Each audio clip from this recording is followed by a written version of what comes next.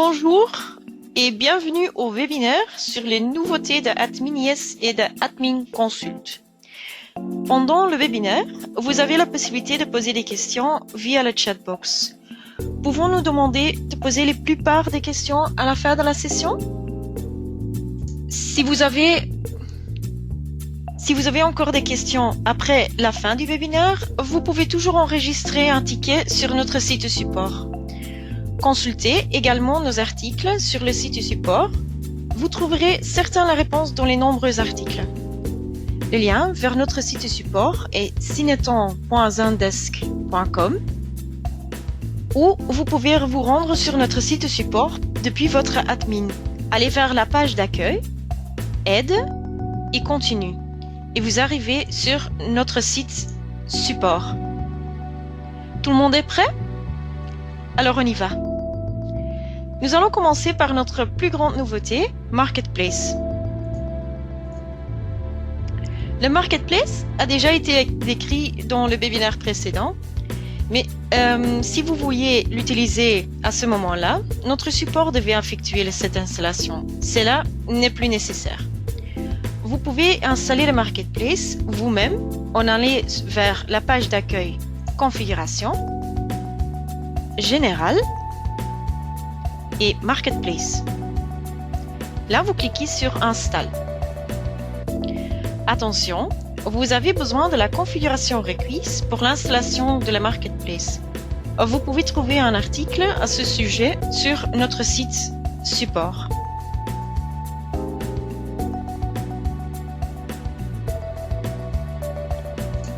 Après l'installation, pour l'installation, vous cliquez sur le bouton Install. Et après, vous voyez cet écran.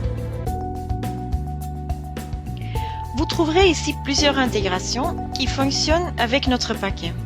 Vous pouvez également les installer de cette manière par cliquer sur Installer. Installez-le seulement si vous l'utilisez. Par exemple, Bill2Box et PayPal. Ces intégrations sont utilisées pour envoyer des factures aux clients qui utilisent également Bill2Box et PayPal. Le Cashflow by Web est utilisé pour créer des nouveaux clients et pour rechercher des informations sur les clients. Il est nécessaire que vous ayez un login direct de Cashflow by Web. Le login que vous obtenez par l'intermédiaire de ITA ne fonctionnerait pas dans ce cas. Si vous installez les emails, vous pouvez envoyer des courriels à vos clients sans utiliser l'Outlook. Attention, dans ce cas, vous avez besoin d'un serveur SMTP. Cette information peut être fournie par votre informaticien.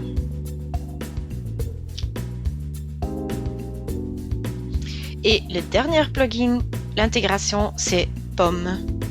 Le POM, cela vous permet de placer un code QR sur vos factures, ce qui permet à vos clients de payer les factures parmi le code QR. Je vais vous laisser voir un exemple de le code QR après.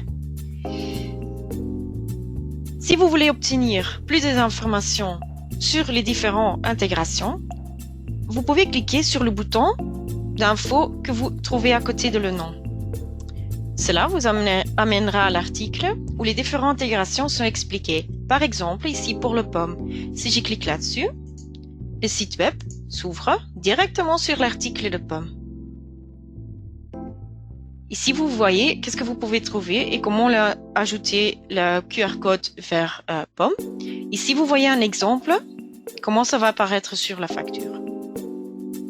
Si vous voulez savoir les mesures de les images, vous pouvez les trouver ici.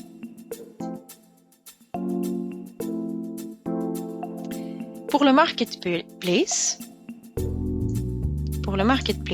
pendant la nuit, les données des intégrations installées sont chargées ou traitées. Si des erreurs se produisent pendant ce traitement, un message apparaîtra dans les notifications. Dans les notifications de la personne qui a les droits d'administration dans AdminIS ou Admin Consult. Si une erreur se produit lors de le traitement des factures via PayPal ou Bill2Box, la personne qui a numéroté les factures recevra aussi un message dans les notifications.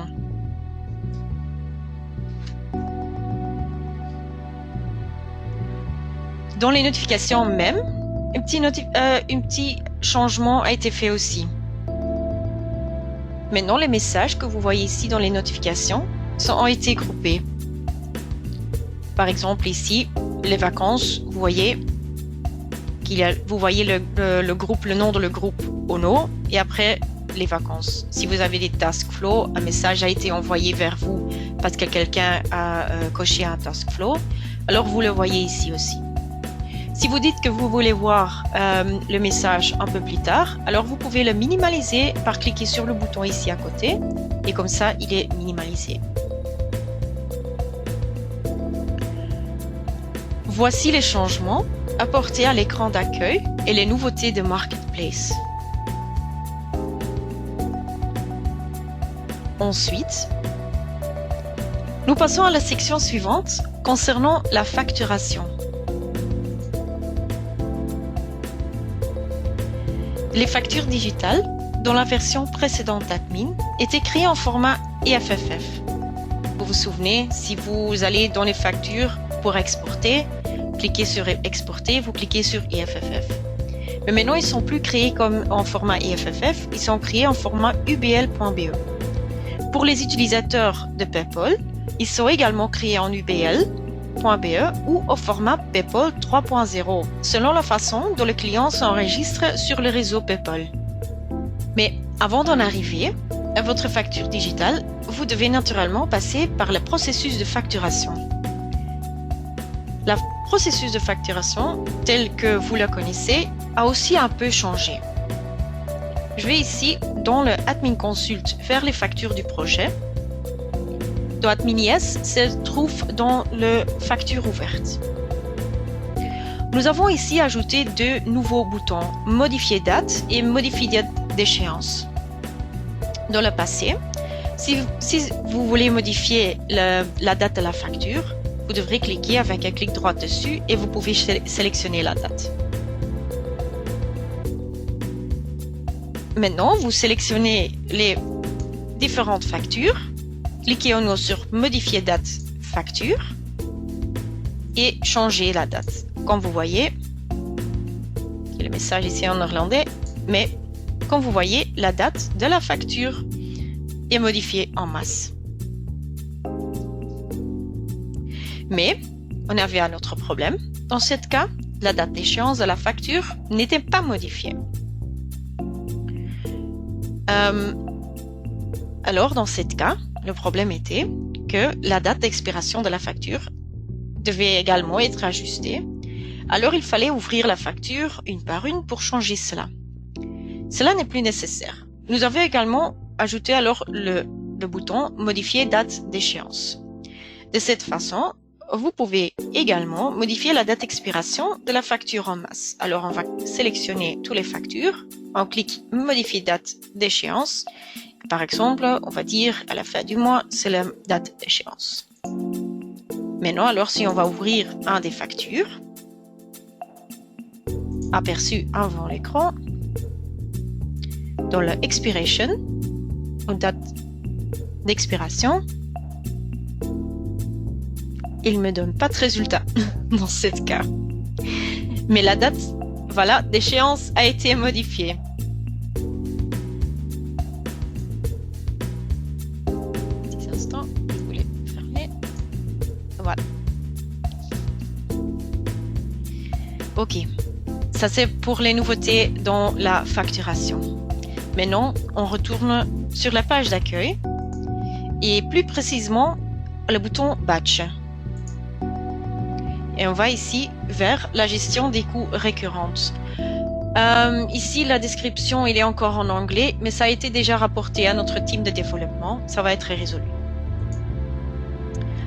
Dans le gestion des coûts récurrentes, grâce à ce badge, vous pouvez vérifier si un coût spécifique a déjà été lié à une relation ou à un dossier pour les clients qui utilisent Admin Consult. par exemple, ici on va sélectionner un coût. Je clique rafraîchir. Ok, dans ce cas, il n'est pas attaché à aucun projet. Je sélectionne que je vais voir aussi les projets qui sont pas encore, où ce que le coût n'est pas encore lié.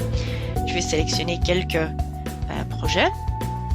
Je clique ajouter et j'ajoute le coût Odabox sur l'utilisateur texte et je veux qu'il soit créé le 28 une fois par an. Et on peut ajouter aussi une date jusqu'à il doit être planifié. Et je clique sur sauver. Ok. Et voilà, comme vous voyez ici dans la colonne à côté, le coût a été ajouté. Maintenant, les coûts seront enregistrés automatiquement dans votre enregistrement du temps à la date ceci. Et dans ce cas, c'était le 28. Une nouvelle demande concerne les coûts a également été ajoutée au des rapports des tâches. Alors, quand je vais vers la page d'accueil, un rapport des tâches, n'importe quelle tâche, vous ouvriez n'importe quelle tâche.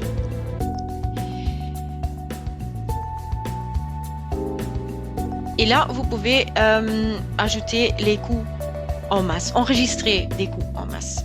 Imaginez que vous avez travaillé sur cette tâche pour différents dossiers.